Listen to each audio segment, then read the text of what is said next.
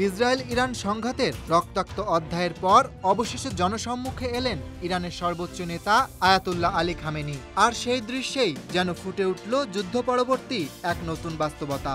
শনিবার সকালে তেহরানের ইমাম খুমেনি হুসেইনিয়ায় হাজির হন ৮৬ বছর বয়সী আয়াতুল্লাহ খামেনি।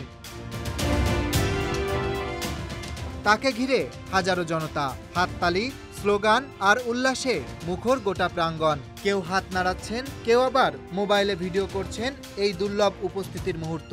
ইসরায়েল ইরান সাম্প্রতিক সংঘাতের পর এই প্রথমবার জনসম্মুখে দেখা দিলেন তিনি।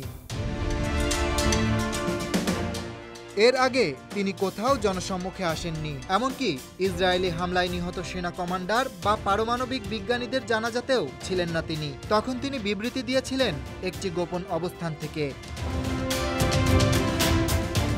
১৪ জুন ইসরায়েলের রাইজিং লায়ন অপারেশনে ইরানের অভ্যন্তরে হামলা করা হয়। ১৬ জুন ইরানের পাল্টা জবাব operation true promise ৩ Tel Aviv ও হাইফায় ক্ষেপণাস্ত্র হামলা করে। এরপর ২৪ জুন মার্কিন প্রেসিডেন্ট ডোনাল্ড ট্রাম্প ঘোষণা করেন সম্পূর্ণ যুদ্ধবিরতি। এই উত্তেজনার মাঝেই আজকের খামেনির জনসম্মুখে আসাটা একটা তাৎপর্যপূর্ণ বার্তা বলেই মনে করছেন পর্যবেক্ষকরা। তার অনুপস্থিতি নিয়ে জল্পনা চলছিল, শারীরিক অসুস্থতা, নিরাপত্তা শঙ্কা নাকি কৌশলগত দূরত্ব।